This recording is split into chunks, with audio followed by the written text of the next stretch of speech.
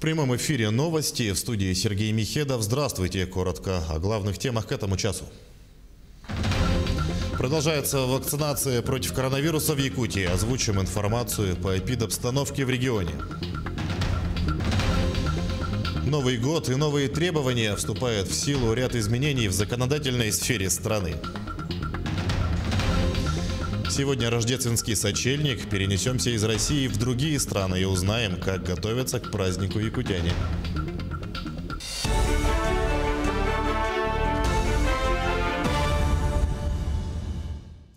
Пенсии в 2021 году проиндексированы на 6,3%, что превышает уровень инфляции. Об этом заявил министр труда и соцзащиты России Антон Котяков. Таким образом, средний размер страховой пенсии по старости увеличен на 1039 рублей и с учетом индексации составит 17 541 рубль. Повышение коснулось 32 миллионов человек, добавил глава Минтруда.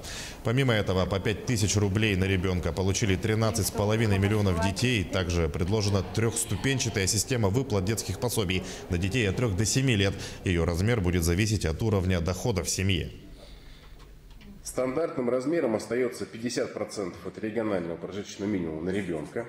Если такое ежемесячное пособие не позволяет обеспечить доходы в размере не менее одного прожиточного минимума на каждого члена семьи, то пособие назначается на уровне 75% регионального прожиточного минимума. Если и это увеличенное пособие также не выводит семью из числа нуждающихся, то родители будут получать 100% регионального прожиточного минимума на каждого ребенка в возрасте от 3 до 7 лет.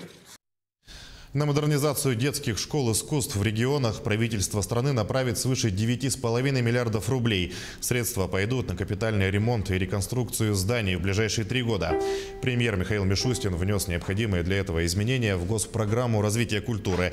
Размер субсидий для каждого региона будет зависеть от количества школ, требующих ремонта, и необходимых для этого затрат, указанных в проектной документации.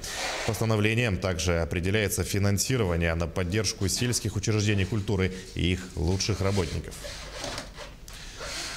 Новый год и новые требования. Вступает в силу ряд изменений в законодательной сфере страны. Что же ждет россиян в 2021 году и о чем нужно знать, расскажет мой коллега Дмитрий Темыров.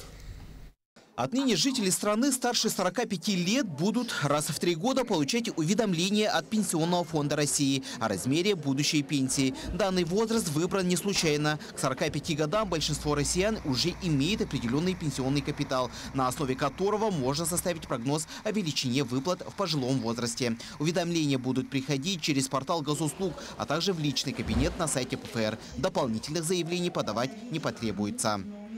Также с начала года страховые пенсии проиндексированы на 6,3%. Итого средняя сумма выплат на конец 2021 года составит 16 245 рублей. Помимо этого, в этом году продолжится реформа по повышению пенсионного возраста. На пенсию смогут выйти женщины, родившиеся в первой половине 65 года, и мужчины, родившиеся в первой половине 60 года. Это предусмотрено реформой 2018 года. Увеличение пенсионного возраста для мужчин до 65 лет, а для женщин до 60 будет проходить поэтапно и окончательно завершится в 2028 году.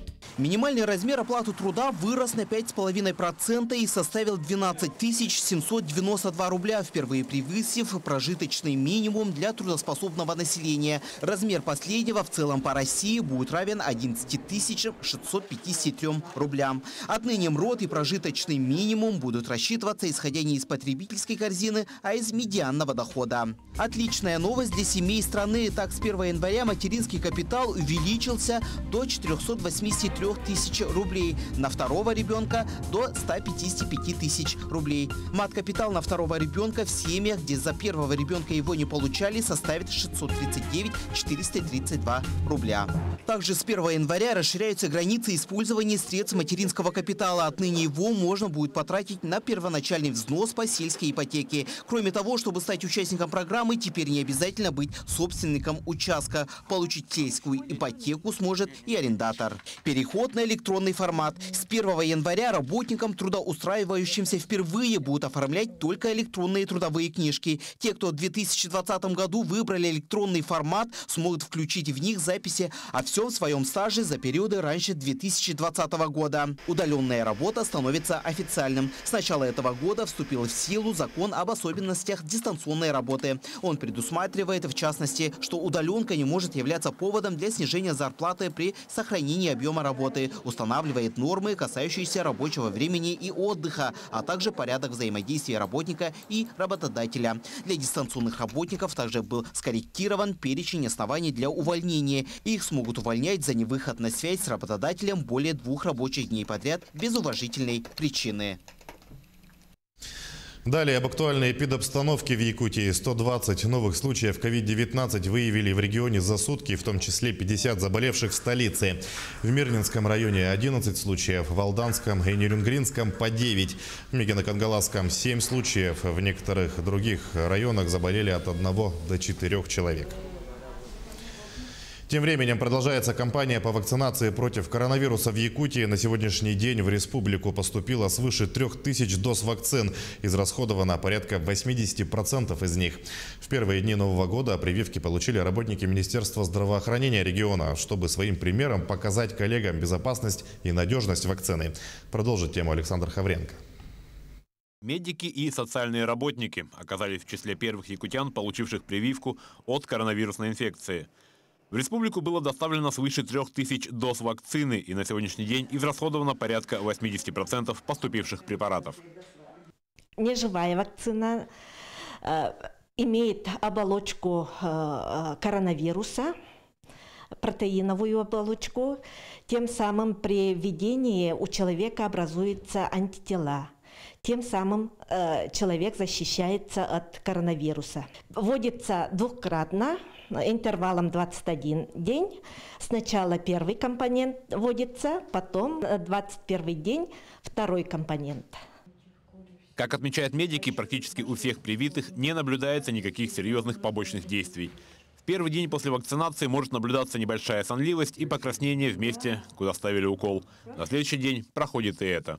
В числе первых, получивших вакцину, были и сотрудники Министерства здравоохранения республики, чтобы на себе показать пример коллегам и доказать, что вакцина совершенно безопасна.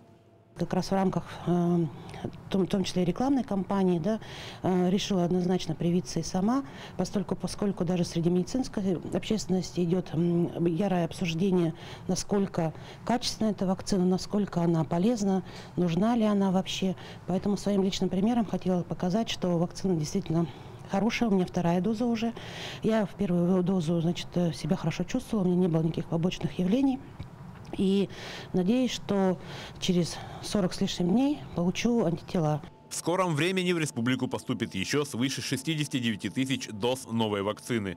И тогда список тех, кому будут сделаны прививки, значительно расширится. В том числе это будут люди с хроническими заболеваниями, в первую очередь это сахарный диабет. И в дальнейшем это будут работники педагогических предприятий, ЖКХ, то есть те, которые встречаются наибольшим количеством населения, подвержены максимальному риску. Вакцины 2 типов. Это гамковид «Спутник», которая первая вакцина, и 2-я «Эпивак», которая векторовская. Вакцинация проводится на добровольных началах. Но и врачи, и сотрудники министерства призывают граждан не отказываться от прививок, как только начнется массовая кампания, тем самым обезопасив себя и своих близких. Александр Хавренко, Георгий Григорьев, Якутск. Усиление ветра ожидается в ряде районов Якутии сегодня. Синоптики прогнозируют непогоду в Оленёкском, Мирнинском, Жиганском, Анабарском и Булунском районах. Порывы ветра составят до 15-18 метров в секунду в Оленёкском и Жиганском районах, а также на севере Мирнинского района. Кроме того, в Анабарском и Булунском районах ожидается ветер до 20-25 метров в секунду. Местами порывы достигнут 30 метров в секунду. С начала Нового года инспекторы ГИМС и МЧС проводят рейды на водных объектах Якутии. Так, сотрудники МЧС в усиленном режиме работают на ледовых переправах столицы. Особый контроль и патруль рядом с ледовым парком, который начал свою работу. В рамках этих мероприятий жителям и гостям столицы выдают памятные информационные листы, а также ведут профилактическую беседу с населением о мерах безопасности на водных объектах. Сегодня мы находимся в городском парке, который у нас посещает очень много людей. А это все-таки водным объектом считается, поэтому мы непосредственно находимся здесь. Проводим профилактические беседы среди населения, детей. Проводим также профилактические беседы среди водителей автомобильного транспорта о профилактике, о недопущении выхода людей на лед, о травматизме возможном и всему тому способствующее. В Свято-Троицком храме города Мирного рассказали, как проведут священные январские праздники. Во избежание распространения коронавируса традиционные массовые гуляния отменены. Празднование Рождества Христова ограничится вечерним богослужением и литургией в ближайшую ночь.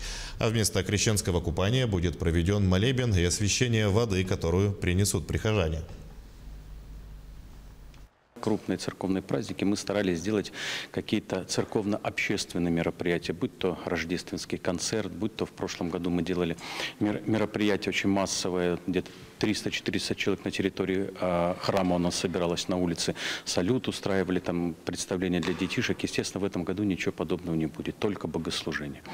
Вот если говорить о крещении, то, естественно, тоже богослужение обязательно будет проходить, стандартное освящение воды тоже будет, но вот такого освящения, как в прошлые года, когда в течение всего, там, например, 19 числа люди шли, мы постоянно освящали. Вот здесь пока сложно сказать, потому что то предписание, которое есть на сегодняшний день от нашего священноначалия, люди должны приходить со своей водой, и мы эту воду здесь освящаем. Между тем, якутская епархия подготовила ряд праздничных мероприятий для жителей столицы. Божественная литургия, посвященная Рождеству Христову, начнется ровно в полночь, а завтра в 16:30 состоится рождественский концерт. Сразу несколько праздничных мероприятий запланированы на субботу и воскресенье. Верующим расскажут о таинстве крещения, пройдут божественные литургии, в том числе на якутском языке.